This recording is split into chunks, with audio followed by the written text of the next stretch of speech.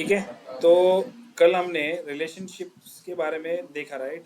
हमने देखा कि टाइप ऑफ रिलेशनशिप्स कौन सी है, एक्टिव, इनएक्टिव, एंड कार्डिनलिटी देखी हमने कि कितने टाइप की कार्डिनलिटी अवेलेबल है, करेक्ट? 4. तो जब मुझे रिलेशनशिप्स बनानी होती है, तो रिलेशनशिप्स बनाने के लिए मेरे पास दो ऑप्शंस हैं। पहला ऑप्शन क्या कि मैं डायरेक्टली ड्रैग करूँ कॉलम को, दूसरे कॉलम पे जाके प्रेस करूँ।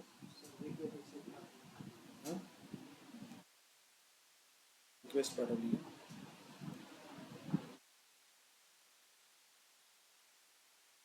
ठीक है।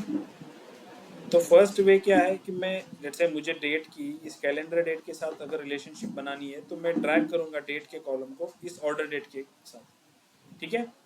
सेकंड ऑप्शन है या सेकंड वे है बनाने का, लेट्स से मेरे पास ये टेरिटरी का टेबल है। इस टेरिटरी टेबल की जो टेरिटरी की है, अगर मैं डेटा को देखूँ टेरिटरी के अंदर का, यहाँ पे क्या है, सेल्स टेरिटरी की है and regions, country and continent दिए हुए हैं। तो लेट्स से कि फर्स्ट की डिनोट करती है कि नॉर्थ वेस्ट रीजन है, यूनाइटेड स्टेट्स है, नॉर्थ अमेरिका इसका कॉन्टिनेंट है, ठीक है।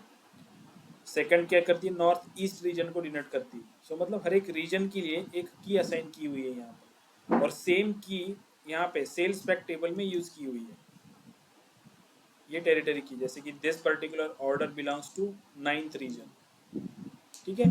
तो अगर मुझे रीजन के नाम पता करने हैं तो मुझे ये टेरिटरी की रिलेशनशिप बनानी पड़ेगी ना यहाँ पे इस की के साथ। तो रिलेशनशिप बनाने के लिए फर्स्ट वे तो हमने देखा कि हम ड्रैग करके कॉलम को एक दूसरे के ऊपर रिलेशनशिप बना सकते हैं। सेकंड ऑप्शन है दिस मैनेज रिलेशनशिप बटन। इस मैनेज रिलेशनशिप बटन को मैं अगर प्रेस करता हूँ तो यहाँ पे देखो जो रिलेशनशिप बनी हुई है उनकी पहले एक लिस्ट आपके सामने आ जाएगी। आपको अगर न्यू रिलेशनशिप बनानी है तो मैं न्यू रिलेशनशिप पे क्लिक करूंगा, अगेन यहाँ पे एक टेबल क्रिएट हो जाएगा या एक पॉपअप विंडो आएगा जो आपको टेबल सिलेक्शन बोलेगा कि आपको किस टेबल की रिलेशन किस टेबल के साथ बनानी है। तो मुझे टेरिटरीज का जो टेबल है इसकी रिलेशनशिप बनानी है सेल्स फैक्ट के साथ। देन नेक्स्ट टॉपिक आता है कि कॉलम सिलेक्शन की, कौन से कॉलम का आप यूज करना चाहते हो की के तौर पर। जैसे कि यहाँ पे सेल्स टेरिटरी की है टेरिटरीज के टेबल में, यहाँ पे कस्टमर की है मेरे सेल्स फैक्ट के टेबल में।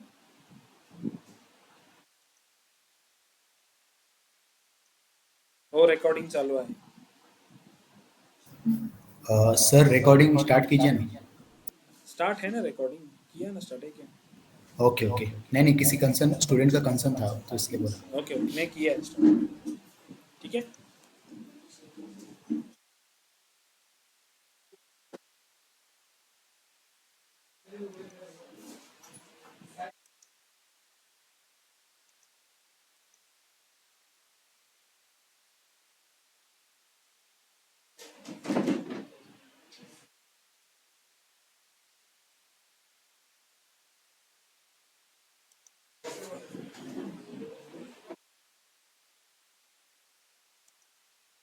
ठीक है, तो ये जो मैं दो कॉलम्स यहाँ पे सेलेक्ट करूंगा, सेल्स टेरिटरी की दिस वन एंड कस्टमर की, सॉरी कस्टमर की नहीं, टेरिटरी की, ठीक है। सेल्स टेरिटरी की एंड टेरिटरी की। तो कार्डिनलिटी एंड क्रॉसफिल डायरेक्शंस वो अपने आप आइडेंटिफाई कर लेगा कि this cardinality one to many बन रही है, क्रॉस फिल्टर डायरेक्शन सिंगल है। वन टू मेनी क्यों बन रही है, वन टू मेनी रिलेशनशिप क्यों बन रही है यहाँ पे, टेरिटरीज का जो टेबल है उसमें सेल्स टेरिटरी की एक यूनिक वैल्यू आइडेंटिफाई करती है हर एक रीजन के लिए, बट वही की सेल्स फैक्ट टेबल्स में डुप्लीकेशंस के फॉर्म में है। दैट्स व्हाई टेरिटरीज के लिए वन आया है एंड सेल्स फैक्ट के लिए स्टार आया है। इसलिए हम इसको बोलेंगे कि one to many relationship, because we are reading relationship from territories to sales fact. अगर मैंने सेल्स फैक्ट ऊपर लिया होता एंड टेरिटरीज को नीचे किया होता तो वो मेनी टू वन बन जाती है, ठीक है। इसको मैं सेव करता हूँ। अगेन यहाँ पे मैनेज रिलेशनशिप के यहाँ पे टेरिटरीज की जो रिलेशनशिप है वो यहाँ पे बन गई है। देखो sales fact relationship, territories relationship, sales fact यहाँ पे है from table to table, territories दिख रहा है, मेनी टू वन दिख रहा है यहाँ पे, ठीक है। और उसका स्टेटस दिख रहा है कि ये एक्टिव है या इनएक्टिव है। जैसे कि स्टॉक डेट के साथ जो रिलेशनशिप हमारी बनी थी वो इनएक्टिव स्टेट में, तो यहाँ पे मैं चेक कर सकता हूँ कि कौन सी रिलेशनशिप एक्टिव है कौन सी इनएक्टिव है। कहाँ पे है ये ऑप्शन, मैनेज रिलेशनशिप्स में।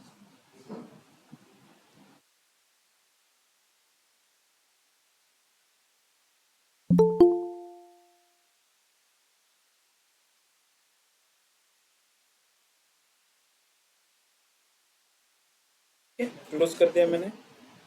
ये जो आप अलग अलग लेआउट्स यहाँ पे बनाते हो, ये ये रिलेशनशिप भले ही आपने यहाँ पे बनी हो, लेकिन वो अगर ऑल टेबल्स में जाओगे तो ये रिलेशनशिप यहाँ पे भी बनी हुई है। ये ऐसा नहीं है कि आप लेआउट वन में जो रिलेशनशिप बनाओगे वो ऑल टेबल्स में दिखेगी नहीं, वो बस लेआउट वन के लिए, ऐसा नहीं है। ये लेआउट सिर्फ किस लिए दिए हुए हैं कि अगर हमें बहुत सारे टेबल्स है तो उनको अगर मुझे पार्ट में रिलेशनशिप बनानी है मेरी अंडरस्टैंडिंग के लिए, कन्फ्यूजन ना हो, इतने सारे टेबल्स हो तो पता नहीं चलता कि कौन सा टेबल कहाँ पे है, तो बेटर वे कि मल्टीपल लेआउट्स ले सकता हूँ, वहाँ पे टेबल्स फेच करके इस लिस्ट के साथ अपनी रिलेशनशिप बना सकता हूँ। जो रिलेशनशिप्स आप यहाँ पे बनाओगे वो ऑटोमेटिकली यहाँ पे बन जाएगी मेन टेबल्स में, या जो स्ट्रक्चर है हमारा ऑल टेबल्स में। सर आपण जर सेपरेटली जर सपोज दोन दोन बॉक्सचे जर हे बनवायचे असेल, रिलेशन बनवायचे ते पण बनवू शकतो ना? नाही, मला समजलं नाही म्हणजे काय? आता हे दोन, आता आपला कॅलेंडर एक आहे आणि सेल्फ ऍक्ट एक आहे, सेपरेट ह्यांचा सेपरेट हे रिलेशन बनवायचं असेल तर नेक्स्ट हे करून हे करू शकतो ना? हां, करू शकता, बट याची रिलेशनशिप ऑलरेडी बनवलेली आहे ना तुम्ही आता, जसं की हम्म. इस कैलेंडर डेट की रिलेशनशिप मैंने already order date and stock date से बना ली है। हा, ते आपण कन्फ्युजन क्लिअर करण्यासाठी पण आपण हे करू शकतो ना? करू शकता, आता but again if I let's say कि मैंने नया लेआउट लिया, इस लेआउट में लेट्स से मैंने कैलेंडर को वापस फेच कर दिया एंड सेल्स फैक्ट के टेबल को अगर मैंने यहाँ पे फेच कर दिया तो वो रिलेशनशिप दिखाएगा यहाँ पे जो बनी हुई है। अच्छा, ऑलरेडी जे बनवलेलं आहे तोच रिलेशन दाखवणार? येस येस येस, नवीन नाही बनवू शकत कारण ते ऑलरेडी रिलेशनशिप डिफाइन केली ना तुम्ही, सो ते दाखवणार तुम्हाला लेआउट मध्ये। Okay okay okay.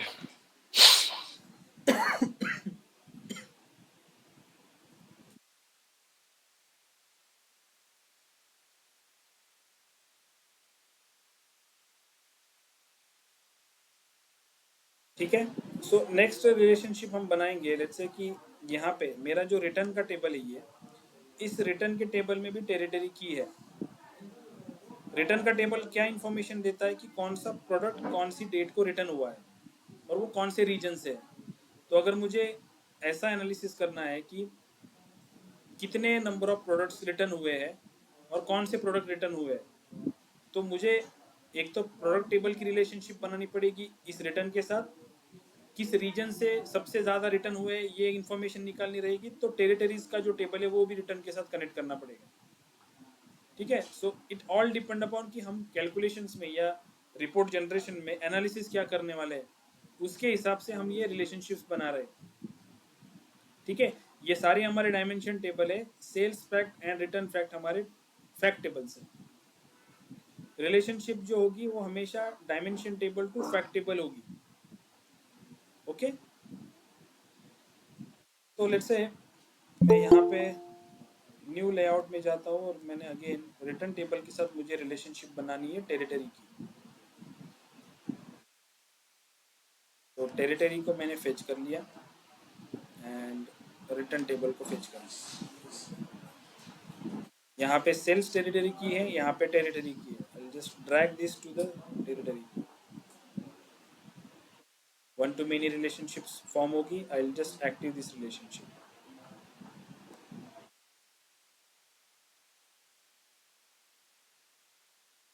ओके, समझ में आया ये? अगर सेल्स फैक्ट को भी मैंने यहाँ पे लिया तो सेल्स फैक्ट के साथ ऑलरेडी रिलेशनशिप बनी हुई है ये one to many. This relationships we are not going to use, so I just delete this. This is just an example for many to many relationship. ठीक है, तो हमारा एक जो डायमेंशन है ये कॉमन डायमेंशन कनेक्ट है इस रिटर्न टेबल को भी, इस फैक्ट टेबल को भी, मतलब दो फैक्ट टेबल्स को एक कॉमन डायमेंशन कनेक्ट करता है। ठीक है,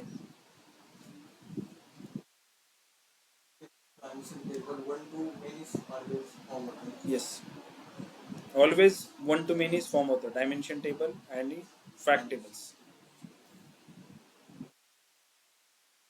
ठीक है, now let's say again I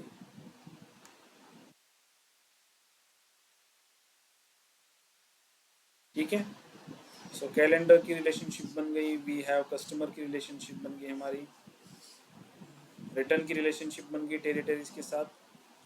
हमारे पास अभी ये तीन टेबल बचे हुए, प्रोडक्ट कैटेगरी, सब कैटेगरी एंड प्रोडक्ट। तो let's understand hierarchy. Hierarchy concept क्या होता है? मैं अगर कैलेंडर की बात करूँ, ईयर की बात करूँ, तो ईयर की हायरार्की क्या है? ईयर के बाद क्या आता है? क्वार्टर्स आते हैं, बराबर। ईयर के बाद क्वार्टर्स आते हैं, क्वार्टर्स के बाद मंथ आता है, और मंथ के बाद डे आता है। सो इसको क्या बोलते हैं? हम हायरार्की बोलते हैं, ठीक है। कभी कभी आपको इंटरव्यू में पूछते हैं कि कैलेंडर की हायरार्की क्या है। पावर बीआई में कैलेंडर टेबल जो बनता है उसमें कौन सी हायरार्की क्रिएट होती है? कैलेंडर की हायरार्की किस वे में क्रिएट होती है? तो कैसे होती है? सबसे पहले रहेगा कौन सा? Quarter quarter year, quarter, month, week, month day. Okay. So इस वे से मैं अगर बात करूँ तो टॉप लेवल में क्या है? ईयर है, राइट। मतलब जो बड़ी क्वांटिटी है या जो मेन कैटेगरी है वो सबसे टॉप लेवल पे है। उसके बाद सब कैटेगरी है, अगेन उसकी सब कैटेगरी है, एंड फाइनल कैटेगरी है। इस वे से हायरार्की, राइट। तो अगर मैं इन 3 टेबल्स की बात करूँ, प्रोडक्ट कैटेगरी, सब कैटेगरी एंड प्रोडक्ट, तो हायरार्की इन तीनों में कैसे क्रिएट होगी? प्रोडक्ट कैटेगरी, सब कैटेगरी एंड प्रोडक्ट, इनकी हायरार्की कैसे क्रिएट होगी?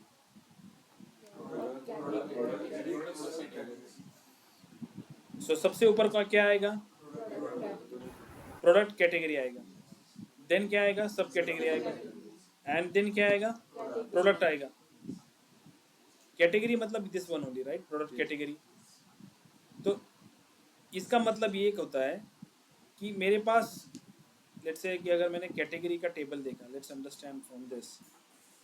मेरे पास कैटेगरी का टेबल, इसमें मुझे वो 4 कैटेगरीज दिखा रहा है कि आपके पास 4 कैटेगरीज है।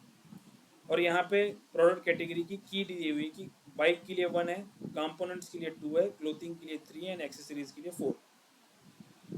If I go to the subcategory table, यहाँ पे देखो, यहाँ पे सब कैटेगरी की भी है एंड प्रोडक्ट कैटेगरी की भी है। ये अंडरस्टैंड करो। हाँ, अगर मैंने प्रोडक्ट कैटेगरी की 1 पे फिल्ट्रेशन किया, लेट्स से 1, तो 1 यहाँ पे यूनिक है क्या? यूनिक नहीं है, बट सब कैटेगरी यूनिक है ना। ये टेबल क्या डिनोट करता है कि मेरे पास कितनी सब कैटेगरीज है और उनके आईडीज क्या है।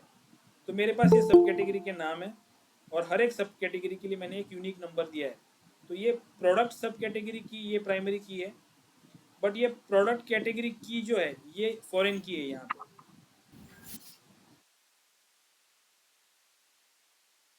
ऐसा क्यों है? क्योंकि मेरे पास एक कैटेगरी की मल्टीपल सब कैटेगरीज हो सकती है, इसलिए। क्योंकि कैटेगरी बाइक है, लेकिन बाइक के अंदर मेरी 3 सब कैटेगरीज है, touring bike, road bike and mountain bike. इसलिए सबके लिए प्रोडक्ट कैटेगरी 1 1 1 आएगा, सब कैटेगरी आएगा 1 2 3। ये अंडरस्टैंड हो रहा है? ये रिलेशनशिप कैसे बनेगा? अगर मैंने रिलेशनशिप यस बनाई यहाँ पे प्रोडक्ट कैटेगरी की प्रोडक्ट सब कैटेगरी के साथ, अगर मैंने रिलेशनशिप बनाई प्रोडक्ट कैटेगरी की प्रोडक्ट सब कैटेगरी के साथ, कौन से कॉलम पे बेसिस पे होगी? प्रोडक्ट कैटेगरी प्रोडक्ट की की तो दिस प्रोडक्ट कैटेगरी की, प्रोडक्ट कैटेगरी यहाँ पे 1 2 3 मतलब यहाँ पे यूनिक है, बट यहाँ पे डुप्लीकेशन के फॉर्म में है, तो रिलेशनशिप बनेगी 1 to many। ठीक है, ये क्लियर है? Now yes let's understand this product table. अगर मैं प्रोडक्ट टेबल पे जाता हूँ,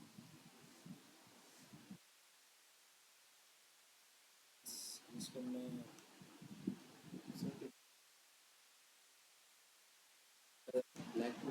लैग होता है क्या?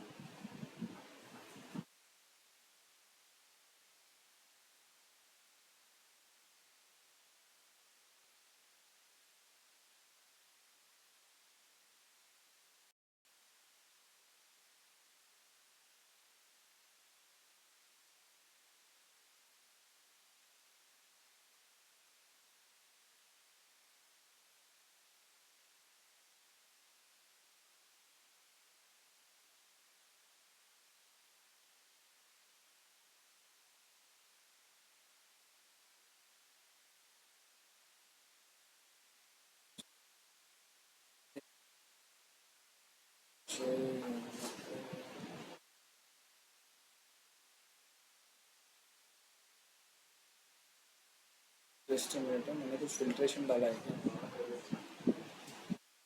एक ही रो दिख रहा है।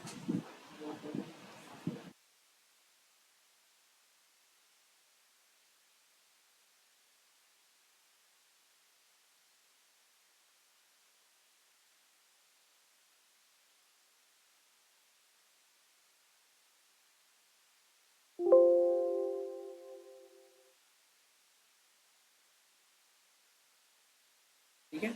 सो अभी यहाँ पे अगर मैं बात करूँ, यहाँ पे प्रोडक्ट के टेबल में प्रोडक्ट की है, मतलब हर एक प्रोडक्ट के लिए एक नंबर दिया हुआ है कि this number belongs to this product. उसके बाद है प्रोडक्ट सब कैटेगरी की। इसका क्या मतलब हुआ कि वो पर्टिकुलर प्रोडक्ट कौन से सब कैटेगरी में आता है, बराबर।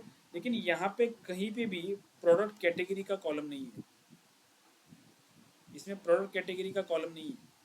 लेकिन अगर मुझे ये जानना हो कि let's say for example this sport 100, product name है इसका स्पोर्ट 100 हेलमेट ब्लैक, ये प्रोडक्ट कौन सी कैटेगरी का है, ये बाइक का प्रोडक्ट है, क्लोथिंग का प्रोडक्ट है, एक्सेसरीज का है, या कौन सी कैटेगरी का प्रोडक्ट है ये कैसे पता चलेगा हमें?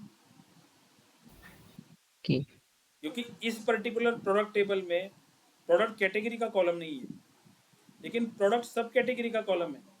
तो हमने जो रिलेशनशिप बनाई है प्रोडक्ट कैटेगरी की सब कैटेगरी को, and if we do relationship सब कैटेगरी की इस प्रोडक्ट को, तो ये जो फिल्टर है कैटेगरी का, वो फिल्टर यहाँ से इस टेबल में पास होगा और इस टेबल से इस टेबल में पास होगा। ठीक है। तो अगर मुझे प्रोडक्ट सब कैटेगरी की रिलेशनशिप बनानी है प्रोडक्ट के साथ, तो कौन से कॉलम के बेसिस पे बनेगी? और रिलेशनशिप का जो कार्डिनलिटी होगी वो कौन सी बनेगी? One to many. One to many क्यों बनेगी? मैनी टू बनना था। प्रोडक्ट सब कैटेगरी टेबल में मुझे एक बात बताओ, प्रोडक्ट सब कैटेगरी टेबल में मैनी है। Duplication form, right. ये जो प्रोडक्ट सब कैटेगरी का कॉलम है आपका, इसमें सब कैटेगरी की जो है, अभी आपको कनेक्ट क्या करना है, प्रोडक्ट सब कैटेगरी को प्रोडक्ट को कनेक्ट करना है। प्रोडक्ट के टेबल में प्रोडक्ट की है क्या? नहीं है। वहां पे क्या है? सब कैटेगरी की है। वन तो टू वन ही सब होगा। कैटेगरी की इस सब कैटेगरी के कॉल टेबल के अंदर यूनिक है या डुप्लीकेशंस के फॉर्म में? यूनिक है, right. If you see this product sub category की यहाँ पे यूनिक है। तो अगर इसको इस वाले यूनिक को मैं प्रोडक्ट के डुप्लीकेशंस के साथ कनेक्ट करता हूँ तो वन टू मेनी बनेगी ना। अगर प्रोडक्ट में जाते हैं हम और यहाँ पे मैं फिल्ट्रेशन करता हूँ, let's say I do go to this product table और इस सब कैटेगरी लेवल पे मैं कुछ फिल्ट्रेशन करता हूँ, लेट्स से सब कैटेगरी 1, तो ये 1 1 रिपीटेटिव है ना। वन टू भले ही ये मेनी। प्रोडक्ट का टेबल आपका डायमेंशन टेबल है, तो यहाँ पे प्रोडक्ट की यूनिक है। ये सब कैटेगरी की डुप्लीकेशंस के फॉर्म में क्यों है? क्योंकि एक सब कैटेगरी के अंदर मल्टीपल प्रोडक्ट हो सकते हैं। जैसे एक कैटेगरी के अंदर मल्टीपल सब कैटेगरीज है एंड मल्टीपल सब कैटेगरीज के अंदर मल्टीपल प्रोडक्ट्स है। ये हायरार्की समझ में आ रही है? दैट्स व्हाई ये जो रिलेशनशिप फॉर्म हो रही है प्रोडक्ट कैटेगरी की सब कैटेगरी के साथ one to many, sub categories की प्रोडक्ट के साथ वन टू मेनी। तो I will connect this product sub category की to over here this product sub category की से मैं इसको ड्रैग करके यहाँ पे छोड़ दिया, रिलेशनशिप बनेगी one to many. Fine. Now हम प्रोडक्ट टेबल तक तो पहुंच गए, लेकिन मुझे ऐसे देखना है कि लेट्स से जो मेरी बाइक की जो कैटेगरी है उसकी ऑर्डर क्वांटिटी कितनी है। कैटेगरी का कॉलम टेबल कहाँ पे? यहाँ पे हमारा, करेक्ट। सेल्स फैक्ट टेबल यहाँ पे, इसका और इसका कोई रिलेशनशिप है क्या? नहीं है। तो मुझे कैसे No. पता चलेगा कि कौन सी कैटेगरी की सबसे ज़्यादा ऑर्डर क्वांटिटी है? प्रोडक्ट से सेल्स फैक्ट कनेक्ट करेगा। इस वाले प्रोडक्ट टेबल की रिलेशनशिप बना सकते हैं हम इस सेल्स फैक्ट के अंदर, क्योंकि सेल्स फैक्ट में क्या है? प्रोडक्ट की है ना। तो तो अल्टीमेटली मैं अगर कोई कैटेगरी सेलेक्ट करता हूँ, लेट्स से मैंने यहाँ पे बाइक की कैटेगरी सेलेक्ट की, तो बाइक का जो फिल्ट्रेशन होगा वो बाइक फिल्टर क्या करेगा, बाइक के अंदर जो सब कैटेगरीज है उनको फिल्टर करेगा यहाँ पे, फिर ये जो सब कैटेगरीज है बाइक के अंदर की वो फिल्टर करेगी इस प्रोडक्ट को, और ये जो फिल्टर प्रोडक्ट है ये प्रोडक्ट फिल्टर करेंगे इस सेल्स पैक को। ये फिल्ट्रेशन ऐसे पास होगा यहाँ से लेके यहाँ तक थ्रू इस डायरेक्शन। ये डायरेक्शन इसलिए इंपॉर्टेंट है कि फिल्ट्रेशन कैसे पास होगा। So again if I connect this product की विद दिस प्रोडक्ट की, तो रिलेशनशिप क्या बनेगी, 1 to 1। इस 1 to 1 इस प्रोडक्ट की में वैल्यूज यूनिक है या डुप्लीकेशंस में है। यूनिक लेट्स से है। मैंने एक वैल्यू सेलेक्ट की, लेट्स से 344 सेलेक्ट किया, एक रिकॉर्ड मिलेगा या डुप्लीकेट रिकॉर्ड मिलेगा, नहीं, यूनिक मिलेगा। प्रोडक्ट का टेबल यूनिक में है। सारे प्रोडक्ट एक नंबर से यूनिक है ना, मतलब product table your dimension table, उसमें इंफॉर्मेशन कौन सी स्टोर है कि हर एक प्रोडक्ट के लिए आपने एक यूनिक नंबर असाइन किया हुआ है, प्रोडक्ट, हाँ। राइट। तो प्रोडक्ट की में अगर मैं कोई सेलेक्ट करता हूँ तो यहाँ पे मुझे यूनिक रिकॉर्ड मिलेगा, बट यही की अगर मैं सेल्स फैक्ट टेबल में सेलेक्ट करूंगा तो वहाँ पे डुप्लीकेशंस के फॉर्म में मिलेगा, क्योंकि एक जो प्रोडक्ट है वो एक प्रोडक्ट पर्टिकुलर एक आदमी या कस्टमर ऑर्डर नहीं कर सकता, हो सकता है कि एक प्रोडक्ट मल्टीपल कस्टमर ऑर्डर करे। समझ में आ रहा है। तो अगर रिलेशनशिप में बनाओ प्रोडक्ट टेबल की इस सेल्स पैक टेबल के साथ तो कैसी बनेगी, 1 to many बनेगी। So I will fetch this product key and drag over here on this product key, relationship बनेगी 1 to many।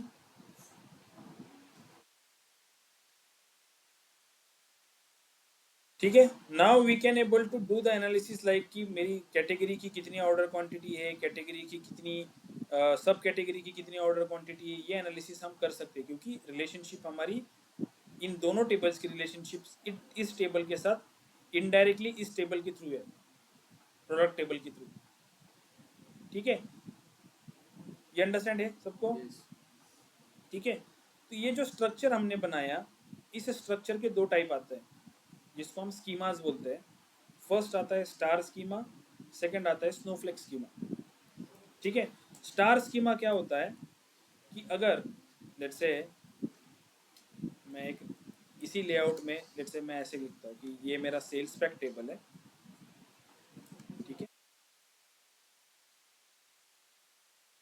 एंड इस सेल्स पैक टेबल को मैंने यहाँ पे कैलेंडर रख दिया,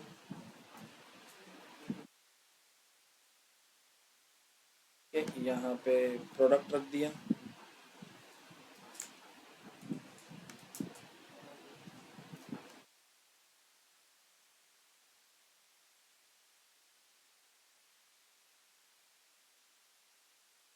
तो यहाँ पे मैंने टेरिटरीज रख दिया,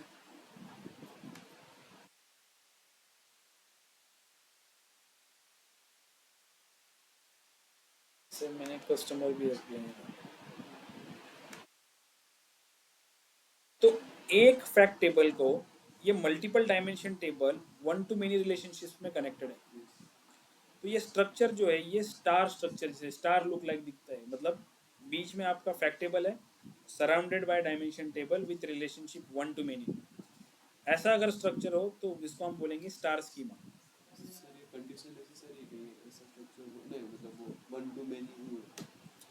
जब डायमेंशन टेबल कनेक्ट होंगे फैक्ट टेबल्स को तो 1 to many ही बनता है।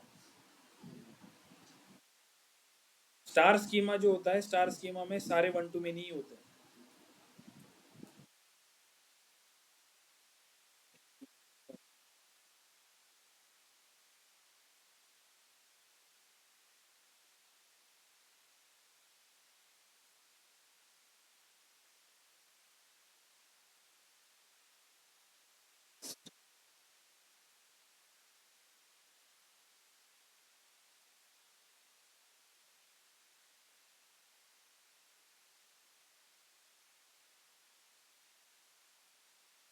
सी ओवर हियर, ये जो स्ट्रक्चर है फर्स्ट वाला, इस स्ट्रक्चर में एक फैक्ट टेबल है मल्टीपल डायमेंशन टेबल से, वो एक फैक्ट टेबल को 1 to many रिलेशनशिप के साथ कनेक्टेड है। ऐसे स्ट्रक्चर को हम क्या बोलेंगे? Star schema. अदर हैंड हमारे पास एक फैक्ट टेबल है, उसमें मल्टीपल डायमेंशन टेबल है एंड सब डायमेंशन टेबल भी है, लेकिन ये जो सब डायमेंशन टेबल है वो इनडायरेक्टली कनेक्टेड है इस फैक्ट टेबल के साथ। जैसे हमारे केस में था, product category and product sub category indirectly connected है हमारे सेल्स फैक्ट के साथ। यही सिनारियो है ना हमारा। हमारे डायमेंशन टेबल के साथ फैक्ट टेबल के साथ कनेक्टेड है, लेकिन हमारे पास सब डायमेंशन भी है। जैसे प्रोडक्ट कैटेगरी सब कैटेगरी वो इनडायरेक्टली कनेक्टेड है फैक्ट टेबल को, डायरेक्टली रिलेशनशिप में नहीं है। तो हम इस सिनारियो में है, अगर मेरा स्ट्रक्चर ऐसा है, मेरे पास सब डायमेंशन है जो कि एक डायमेंशन को कनेक्ट करते हैं एंड वो थर्ड डायमेंशन कनेक्ट करता है ट्रांजैक्शन टेबल को। सो इन शॉर्ट, जो सब डायमेंशन है प्रोडक्ट कैटेगरी एंड सब कैटेगरी, ये डायरेक्ट रिलेशनशिप में नहीं है इस सेल्स फैक्ट के साथ, वो इनडायरेक्ट रिलेशनशिप में है थ्रू दिस प्रोडक्ट टेबल। ये भी एक डायमेंशन टेबल है। तो ये दो डायमेंशन पहले इस डायमेंशन को कनेक्ट हुए एंड देन ये dimension, third dimension product dimension, इस सेल्स फैक्ट को कनेक्ट हुआ। तो इन दोनों की, प्रोडक्ट कैटेगरी एंड सब कैटेगरीज की इनडायरेक्ट रिलेशनशिप है इस फैक्ट टेबल के साथ। अगर ऐसा रिलेशनशिप रहेगा तो इसको मैं बोलूंगा स्नोफ्लेक स्कीमा। ठीक है, अंडरस्टैंड हो रहा है? स्नोफ्लेक स्कीमा आपको ये इंटरव्यू में पूछते हैं ना, what is star schema and what is Snowflake schema, difference क्या है दोनों में? ठीक है, डिफरेंस बता पाओगे? क्या डिफरेंस है star schema and Snowflake schema में? क्या डिफरेंस है? स्टार स्कीमा में वन टू मेनी रिलेशनशिप रहता है।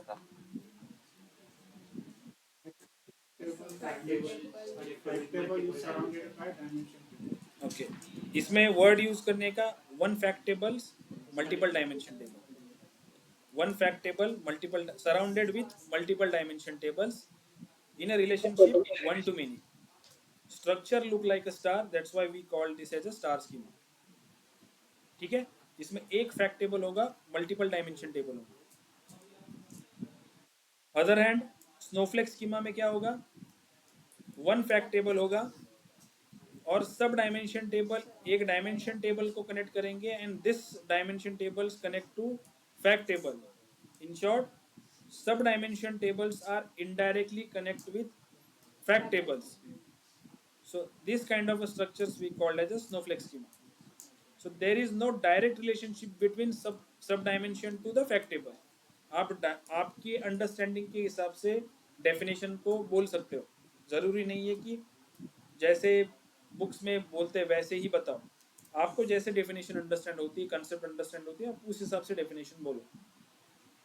ठीक है, अपनी डेफिनेशन खुद बना, लेकिन कुछ वर्ड उसमें होने चाहिए, जैसे सब dimension, indirect relation, indirectly connect with fact table, ये वर्ड्स उसमें आने चाहिए, तभी वो लगेगा कि आपको अंडरस्टैंडिंग है कंसेप्ट का। ठीक है,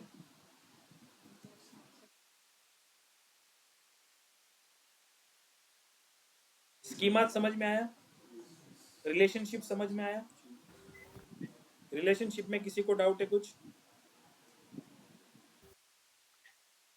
ये जो रिलेशनशिप बनाई, अभी सबसे बड़ा डाउट आपके मन में होगा कि हमें कैसे पता चलेगा कि कौन सा कॉलम किसको कनेक्ट करना है। राइट, यहाँ पे तो हमने कनेक्ट कर दिए, कैटेगरी को सब कैटेगरीज को किया था, फिर सब कैटेगरीज को प्रोडक्ट को किया, एंड देन यहाँ पे। तो ये जो चीज़ें हैं, ये चीज़ें आपको प्रैक्टिस से आएगी। मल्टीपल डेटा सेट्स पे जब आप काम करोगे, मल्टीपल टेबल्स पे जब काम करोगे, प्रैक्टिस करोगे, तो आपको ये अंडरस्टैंडिंग आना शुरू हो जाएगा कि this is my dimension table, this is my fact table. तो मुझे डायमेंशन टेबल को फैक्ट टेबल के साथ कनेक्ट करना है, तो यू लुकिंग फॉर अ की, आप की को देखोगे कि यहाँ पे की कौन सी है। डायमेंशन टेबल में कोई की बनी होगी, तो सेम की या कॉलम फैक्ट टेबल्स में अवेलेबल है क्या? जो क्लाइंट के एंड से आपने को बिजनेस रिक्वायरमेंट शीट दी जाती है, उसमें ये इन्फॉर्मेशन मेंशंस होती है कि आपको किस टेबल्स पे एनालिसिस करना है, उसमें कीज कौन सी रहेगी, कौन सा टेबल किस टेबल के साथ कौन सी कॉलम के थ्रू कनेक्ट रहेगा, ये चीज़ें वहाँ पे मेंशन होती है। अगर मेंशन नहीं होती है तो हमें उनको पूछना पड़ेगा, क्लाइंट्स को पूछना पड़ेगा कि डेटा जो हम पुल कर रहे हैं, जो टेबल्स पुल कर रहे हैं, वो कौन से टेबल पुल करने हैं, इन दो टेबल्स की डिपेंडेंसी कैसी है एक दूसरे के साथ, ये कौन से कॉमन की के बेसिस पे एक दूसरे के साथ कनेक्ट करते हैं। क्योंकि डेटा की अंडरस्टैंडिंग इनिशियली जब आप रिपोर्ट्स पे काम करते हो तो उस टाइम पे आपको अंडरस्टैंडिंग नहीं होती है डेटा की। अंडरस्टैंडिंग क्लाइंट एंड साइड उनको होती है, क्योंकि वो daily day to day operations में उस डेटा को यूज़ करते हैं, तो उनके पास इसकी अंडरस्टैंडिंग होती है कि उनका बिजनेस जो है वो कैसे वर्क होता है, डेटा टेबल्स में कैसे फ्लो होता है, एक टेबल से दूसरे टेबल में कैसे फ्लो होता है। ठीक है, तो इसकी अंडरस्टैंडिंग इनिशियल लेवल पे आपको उनसे लेनी पड़ेगी, आपको अंडरस्टैंड करके लेना पड़ेगा डेटा। जब तक डेटा अंडरस्टैंड नहीं होगा आपको एनालिसिस करते नहीं आएगा।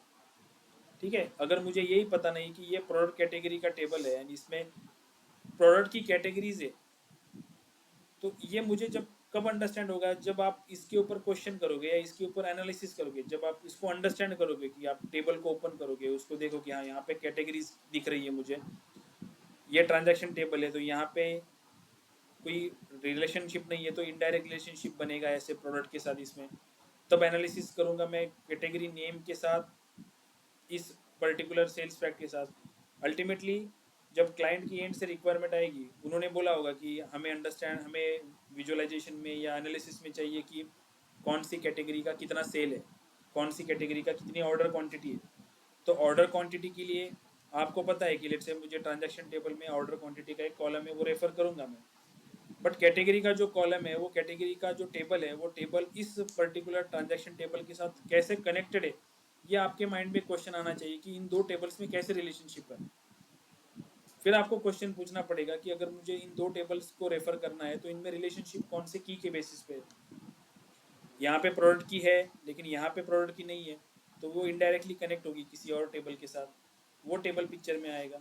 ऐसे आपको रूट कॉज करते करते ये मॉडल बनाना पड़ेगा, ये रेडीमेडली अवेलेबल नहीं होगा। टेबल्स आप जब फेच करोगे तो मॉडल आपको स्क्रैच से ही बनाना पड़ेगा, एक एक टेबल अंडरस्टैंड करके फिर उसका डिपेंडेंसी अदर टेबल के साथ कैसी है, वैसे आप मॉडल बनाते चलोगे। ये वन शॉट नहीं होगा, इसको थोड़ा टाइम लगेगा इनिशियली आपको, क्योंकि कभी भी किसी भी प्रोजेक्ट का मॉडल ये डायरेक्टली टेबल फेच कर दिया आपने और एक ही दिन में मॉडल बन गया, ऐसे नहीं होता। अंडरस्टैंडिंग के लिए टाइम जाता है, आप डेटा को अंडरस्टैंड करते हो और देन अंडरस्टैंडिंग के हिसाब से मॉडल बनाते हो। आपने कोई रिलेशनशिप गलत बना दी, फिर आपको जब आप कैलकुलेशंस बनाते हो, एनालिसिस करते हो, वहाँ पे आपको रॉन्ग रिजल्ट्स आने लगे।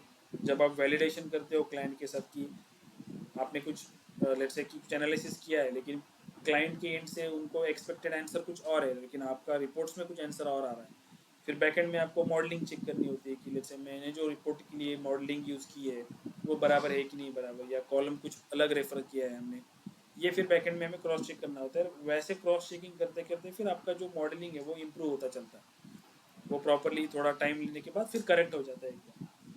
बट इनिशियल लेवल पे थोड़ा आपको इस पे काम करना पड़ता है मॉडल्स के ऊपर, क्योंकि यही इंपॉर्टेंट फैक्टर है। कनेक्ट करके डेटा को फेच करके लाना कोई बड़ी बात नहीं है, उसका मॉडल क्रिएट करना ये सबसे बड़ी बात है। क्योंकि मॉडल एक बार जब बन जाएगा तब एनालिसिस आप स्टार्ट कर सकते हो, विदाउट मॉडल आप एनालिसिस स्टार्ट नहीं कर सकते। ठीक है, इंटरव्यू पॉइंट ऑफ व्यू, यहाँ पे क्वेश्चन कैसे आएंगे, आपको टाइप्स ऑफ रिलेशनशिप पूछेंगे। ठीक है, कार्डिनलिटी के टाइप पूछेंगे, स्कीमास के बारे में पूछेंगे, देन कुछ सिनारियो में पूछेंगे। लेट्स से कभी कभार ऐसे पूछते हैं कि अगर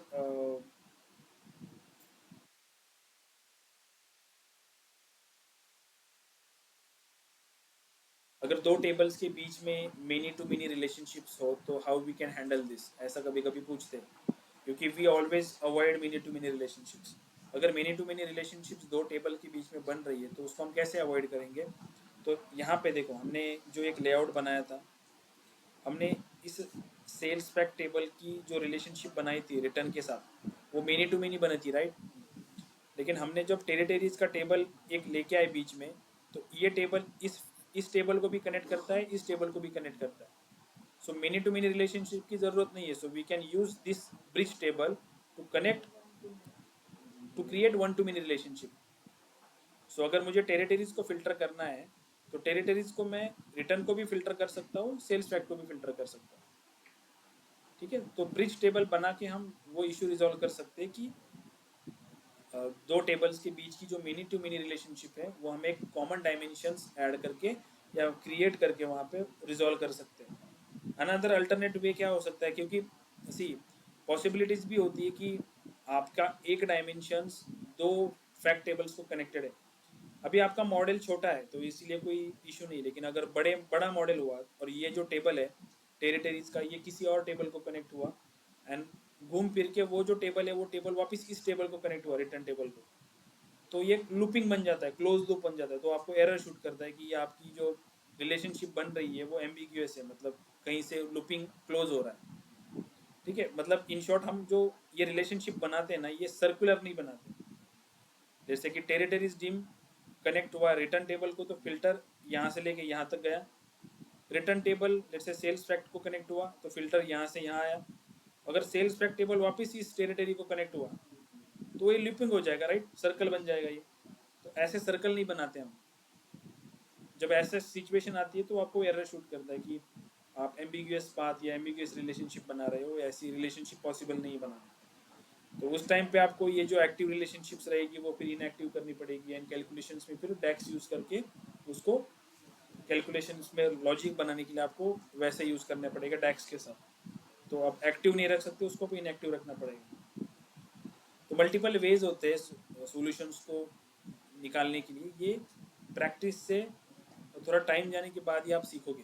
अलग अलग सिनारियो आप कंपनी में जब काम करोगे, डिफरेंट डेटा सेट्स पे काम करोगे, या कंपनी में जाने से पहले जो प्रैक्टिस करोगे अलग अलग डेटा सेट्स के ऊपर, कैगल्स पे बहुत सारे डेटा सेट्स मिलते हैं, यहाँ पे प्रैक्टिस होने के बाद वहाँ से डेटा सेट्स को उठाओ एंड प्रैक्टिस करो।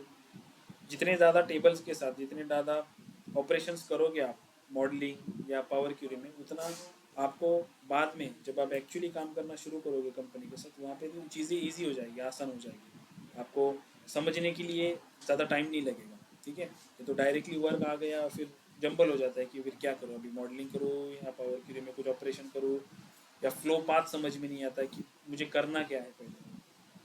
ठीक है, तो थोड़ा टाइम है अभी, तो प्रैक्टिस ज़्यादा से ज़्यादा करो इसके ऊपर। ठीक है, सर, क्योंकि ये एक्टिव एंड इनएक्टिव रिलेशनशिप हम कैसे हैंडल करते हैं sir? Active give inactive example. Relationships हम, जैसे मेरे पास ये जो कैलेंडर टेबल है इसमें मैंने दो रिलेशनशिप बनाई, राइट, एक एक्टिव है एक इनएक्टिव है। तो जो भी एनालिसिस होगा उस एनालिसिस के बेसिस पे ये एक्टिव रिलेशनशिप उसमें रोल करेगी, क्योंकि एनालिसिस या फिल्ट्रेशन एक्टिव रिलेशनशिप से ही पास होगा। लेकिन मुझे कुछ एनालिसिस इस स्टॉक डेट के साथ करना है, तो मुझे ये इनएक्टिव वाली रिलेशनशिप यूज़ करनी पड़ेगी। मैं टेबल्स में मल्टीपल रिलेशनशिप बना सकता हूँ, लेकिन एक्टिव एक ही रहेगी, बाकी सारी इनएक्टिव रहेगी। लेकिन अगर मुझे इस इनएक्टिव वाली रिलेशनशिप को यूज़ करना है, तो मुझे यूज़ रिलेशनशिप डेक्स यूज़ करके उसको टाइम बिंग के लिए एक्टिव करना पड़ेगा उस कैलकुलेशंस के लिए, एंड देन वापस वो कैलकुलेशन हो जाएगा तो वो अपने आप बंद हो जाती है रिलेशनशिप। ये बैकएंड में प्रोसेस होती है, आपको यहाँ पे दिखता नहीं है कि वो एक्टिव हुई और इनएक्टिव हुई। ते क्लायंटवर डिपेंड असतं की त्यांना ॲनालिसिस कुठल्या डेटवर करायचं, जसं की आपण ॲनालिसिस करतोय ऑर्डर डेटवर, आणि जर ॲनालिसिस स्टॉक डेटवर करायचं असतं तर आपण ही स्टॉक डेटवाली रिलेशनशिप कन्सिडर केली असते ॲक्टिव्ह, ही दुसरी इनॲक्टिव्ह करून ठेवली असते। पण असं पण असू शकतं की क्लायंटला त्याला ऑर्डर डेटवर पण ॲनालिसिस पाहिजे आणि स्टॉक डेटवर पण ॲनालिसिस पाहिजे एकाच रिपोर्टमध्ये। तो इन दॅट केस तुम्हाला ह्या मल्टिपल इनॲक्टिव्ह रिलेशनशिप बनावे लागतात, आणि मग कॅल्क्युलेशन्समध्ये फंक्शन यूज करून ते कॅल्क्युलेशन परफॉर्म करण्यासाठी फक्त ती रिलेशनशिप ॲक्टिव्ह होते, फंक्शन यूज केल्यामुळं परत इनॲक्टिव्ह होऊन जाते। बट हे सगळं बॅकएंडला होतं, हे फ्रंट तुम्हाला दिसत नाही, फ्रंटला तुम्हाला एक ॲक्टिव्ह दिसेल आणि एक दुसरी इनॲक्टिव्ह दिसेल, म्हणजे ज्या रिलेशनशिप्स इनॲक्टिव्ह आहेत, जो रिलेशनशिप्स, हाँ कंडीशन इन द सेंस कि आपको वहाँ पे बताना पड़ता है कि लेट्स से मुझे अभी फॉर एग्जांपल ये बात का टॉपिक है। ठीक है, तो लेट्स से मैंने यहाँ पे कैलेंडर टेबल से मैंने ईयर लिया है, ये ऑर्डर क्वांटिटी जो है, ये ऑर्डर क्वांटिटी जो हमने ली है ये सेल्स के टेबल से, राइट। अभी रिलेशनशिप जो बनी है कैलेंडर टेबल की सेल्स के साथ वो ऑर्डर डेट के साथ है, तो ये एनालिसिस जो है ये ऑर्डर डेट के बेसिस पे बना हुआ है, लेकिन मुझे ये एनालिसिस देखना है स्टॉक डेट के बेसिस पे। तो लेट्स से मैंने इसको एक कॉपी कर दिया, नीचे एक टेबल बना दिया, और ये सम ऑफ ऑर्डर क्वांटिटी जो है मैंने यहाँ पे एक मेजर बना दिया। यहाँ पे अपन ऐसे कैलकुलेशन करते हैं, ये पार्ट हम बाद में देखने वाले हैं। इससे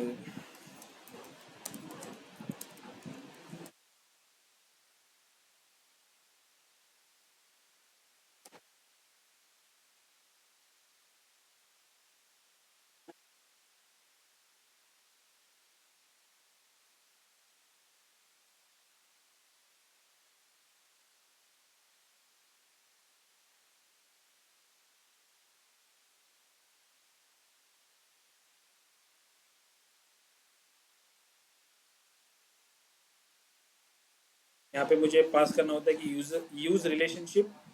जब मुझे ऑर्डर क्वांटिटी की सम करनी है तो उस टाइम पे तुम कैलेंडर डेट की डेट एंड स्टॉक डेट को कंसिडर करो।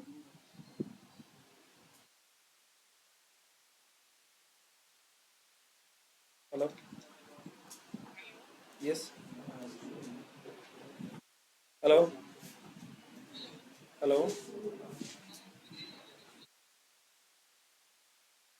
ओ, फ्लैट नंबर 403 का नाम द्वारका साई रेसिडेंस।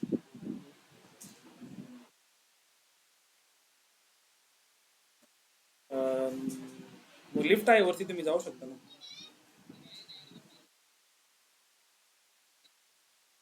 तो यहाँ पे मैं फिर मेंशन करता हूँ कि मुझे इस पर्टिकुलर कैलकुलेशंस को परफॉर्म करने के लिए कौन सी रिलेशनशिप्स कंसिडर करनी है। तो मैं कैलेंडर डेट की डेट एंड लेट्स से मुझे स्टॉक डेट लेनी है अभी वो रिलेशनशिप में, तो मैं ऐसे यहाँ पे मेंशन करूँगा इसको। Instead of this order quantity, I'll just drag this order quantity. ठीक है, तो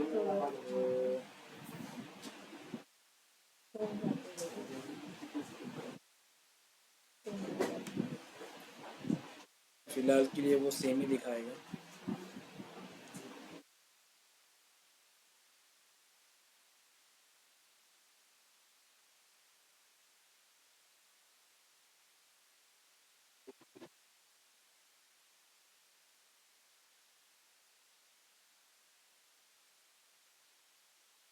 ठीक है, अभी फिलहाल के लिए वो सेम ही दिखाएगा। मतलब इस वे से हमें वो कैलकुलेशंस परफॉर्म करना होता है कि कौन सी रिलेशनशिप्स जो है वो हमें कंसिडर करनी है कैलकुलेशंस के लिए, फंक्शंस यूज करके, डैक्स वगैरह। स्लाइस यूज कर सकते हैं, स्लाइस यूज कर सकते हैं ना, क्या हुआ? स्लाइस यूज करून होऊ शकतं ना स्लाइस. स्लाइसर, हाँ. Slicer is for filtration purpose.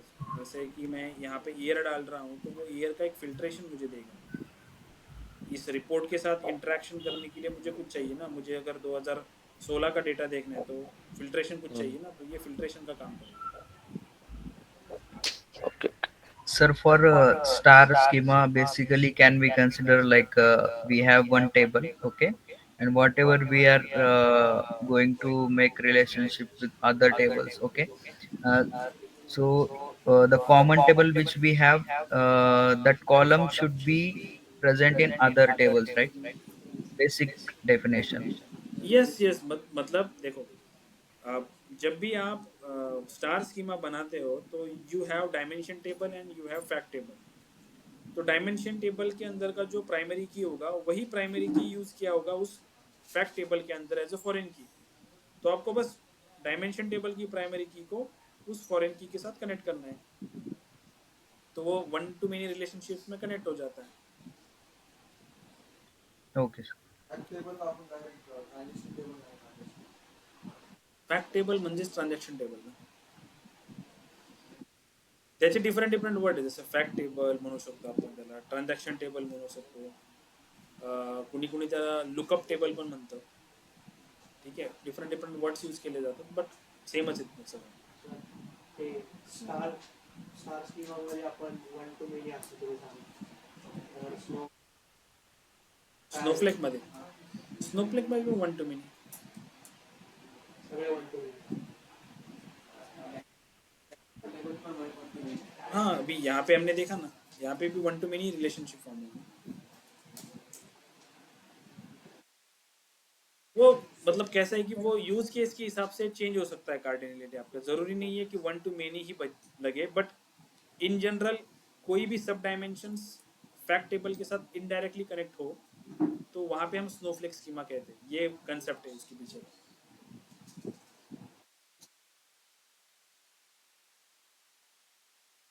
ठीक है,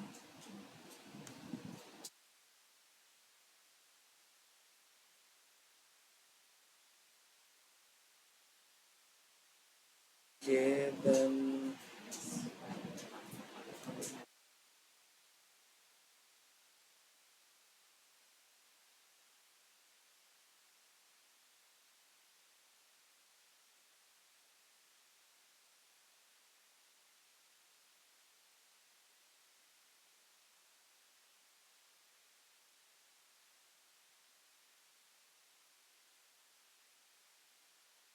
ओके। सो जो हमारा पिवोटिंग का जो है, पावर पिवोट का मॉडलिंग का पार्ट, वो यहाँ पे क्लियर होता है। सबको क्लियर है ना कि मॉडल कैसे क्रिएट किया हमने, रिलेशनशिप्स कैसे क्रिएट की, टाइप्स ऑफ रिलेशनशिप्स, स्कीमास, ये जो कंसेप्ट है इसके ऊपर क्वेश्चनिंग होगा आपको। ठीक है, कार्डिनलिटी क्या होती है, कितने टाइप की होती है, रिलेशनशिप कितने टाइप की होती है, कितने रिलेशनशिप पॉसिबल है, इनएक्टिव रिलेशनशिप्स को कैसे यूज़ करते हैं, एक्टिव को कैसे यूज़ करते हैं। ठीक है, इनएक्टिव को कैसे यूज़ करेंगे, यूज़र रिलेशनशिप का एक डैक्स, वो याद रखो कि यूज़ रिलेशनशिप करके एक फंक्शन होगा, डैक्स फंक्शन, उसको यूज़ करके आप इनएक्टिव रिलेशनशिप को कैलकुलेशंस में यूज़ कर सकते हो। ठीक है, ये वर्ड यूज हेलो सर। हमेशा याद रखना। हेलो। Hello sir. हाँ सर, इंटरव्यू में हम ये परफॉर्म करने के लिए भी बोलेगी क्या, क्वेश्चनिंग होगा? मैं आपका फैन बंद कर दो उसका। हाँ, क्या बोल रहे हो? सर, इंटरव्यू मध्ये फक्त क्वेश्चनिंग होईल याच्यावरती का परफॉर्म करायला पण सांगतील? आपकी आवाज़ बहुत लो है, थोड़ा सा लाउडली बोलेंगे? इंटरव्यू मध्ये हे परफॉर्म करायला पण सांगतील का, फक्त क्वेश्चनिंग होईल ह्या पॉइंट्स वरती? नहीं, देखो, इंटरव्यू ना मल्टीपल वे में लिया जाता है। जैसे कुछ इंटरव्यूज जो होते हैं वो एक इंटरव्यू भी हो सकते हैं आपके, मल्टीपल इंटरव्यूज भी हो सकते हैं। ठीक है, जैसे उसको लेवल 1, लेवल 2, लेवल 3 ऐसे होती है। मोस्टली एमएनसीज वगैरह जो होती है, बड़ी कंपनी है, वो L1 L2 ऐसे कंसिडर करती है। छोटी कंपनियां मोस्टली एक लेवल में ही इंटरव्यू फिनिश कर देती है। ठीक है, तो फर्स्ट वे होता है कि वो आपको कुछ ओरली क्वेश्चन पूछें।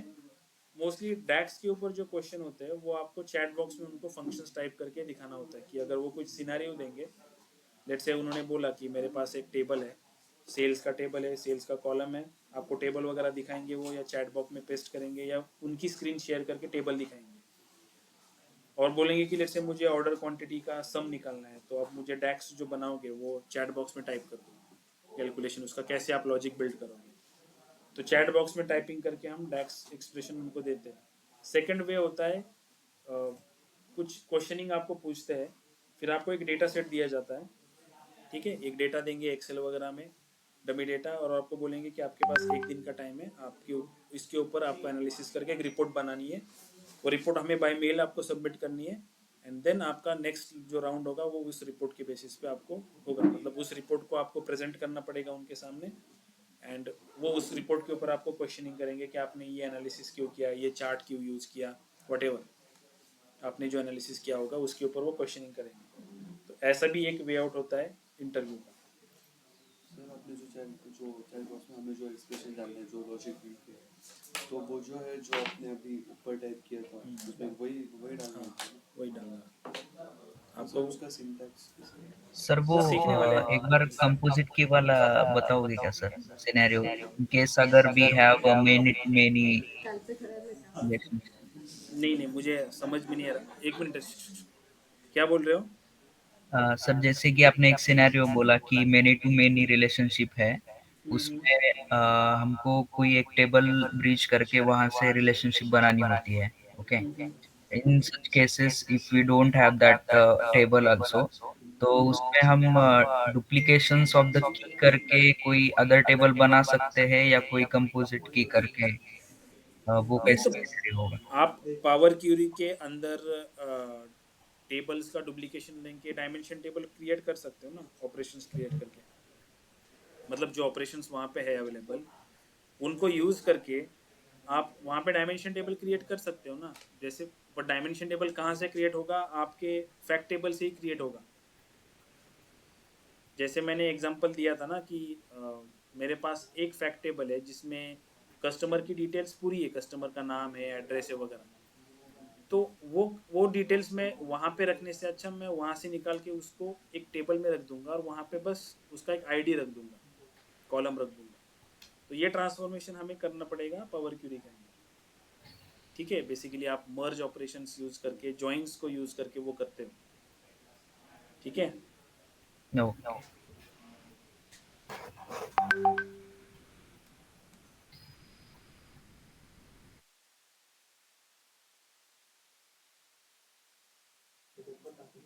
ओके, सो मॉडलिंग पार्ट कवर कर लिया हमने।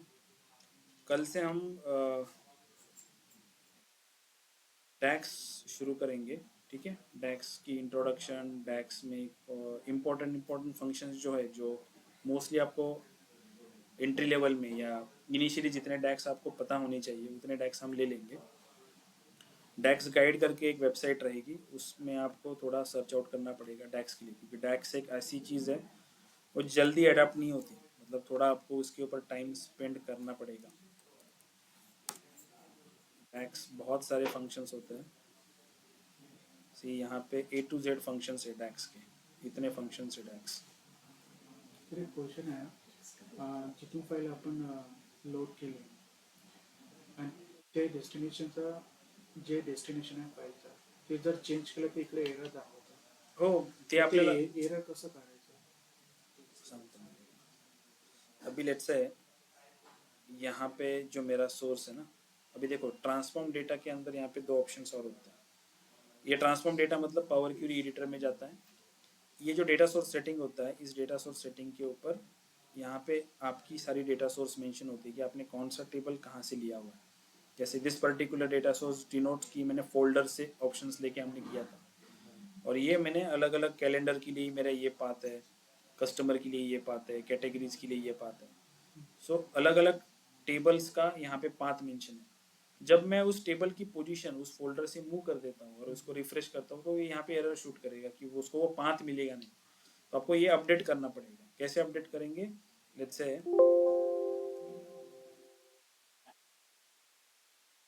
से फॉर एग्जांपल यहाँ पे हमारा मेन सोर्स है कि यहाँ से सारे टेबल्स आ रहे हैं, तो ये टेरिटरीज का जो टेबल है, लेट्स से मैं यहाँ पे इसको कट करता हूँ और यहाँ पे बाहर पेस्ट कर देता हूँ।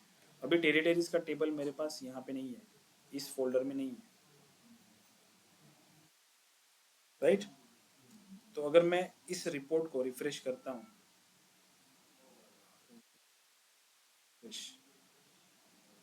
तो मुझे टेरिटरीज का जो टेबल है उसका एरर शूट करेगा कि could not find this file in that particular folder में, वो फाइल नहीं मिला उसको, या उस पाथ की जो मेंशन था पाथ, उस पाथ में उसको फाइल मिला नहीं। इनिशियली जब वो फाइल आपने लोड की थी उसकी लोकेशन चेंज हुई है अभी। तो मुझे क्या करना पड़ेगा, मैं यहाँ पे अगेन ट्रांसफॉर्म डेटा में डेटा सोर्स सेटिंग में जाऊँगा, I will select this territories, change source, यहाँ पे मुझे ब्राउज का ऑप्शन मिलेगा। सर वहाँ पे नहीं बहुत पीछे चला गया। तो वो सेटिंग में से ही चेंज हो गया है ना, सिर्फ पाथ कॉपी पेस्ट करना पड़ेगा वो एग्जिस्टिंग। डिपेंड करता है, लेट्स से कि अभी आपका सोर्स लेट्स से एक्सेल ही है, बस उसकी लोकेशन चेंज हुई है। लेकिन हो सकता है कि आपकी इनिशियल लोकेशन या इनिशियल सोर्स एक्सेल है, अभी आपको सीक्वल को कनेक्ट करना है।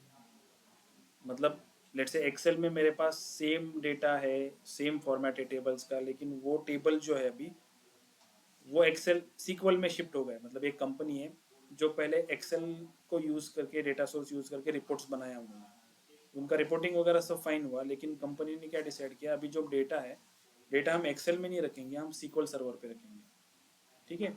तो रिपोर्ट तो उनको स्क्रैच से बनानी पड़ेगी वहाँ पे, क्योंकि सोर्स चेंज हो गया है। हमारे पास जब एक्सेल से हम सीक्वल में जाते हैं, या ऐसे मतलब सोर्स चेंज हो जाता है, डेटा सोर्स, या इस केस में आपका सोर्स सेम है, बस लोकेशन चेंज हुआ है उसका।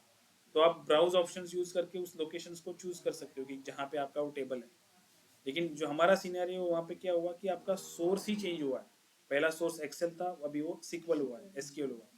उस केस में आपको फिर एडवांस एडिटर का जो मैंने ऑप्शन आपको बताया था कि वो एम क्यूरी की स्क्रिप्ट ओपन हो जाती है, वहाँ पे आपको चेंजेस करने पड़ते हैं सीक्वल के लिए, ठीक है। मैं किसी दिन आपको वो हमारे इसमें भी बताऊंगा कि how we change the source actually, ठीक है। अभी के लिए फ़िलहाल के लिए अभी ये बता रहा हूँ मैं कि अभी हम जो अगर लोकेशन चेंज हो जाती है सोर्स की तो कैसे करेंगे।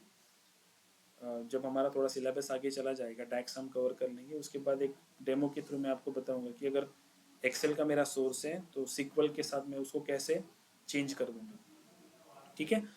तो यहाँ पे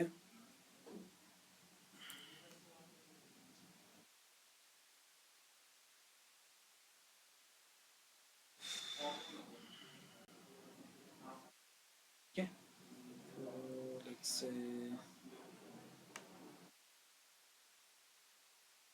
क्लोज दिस।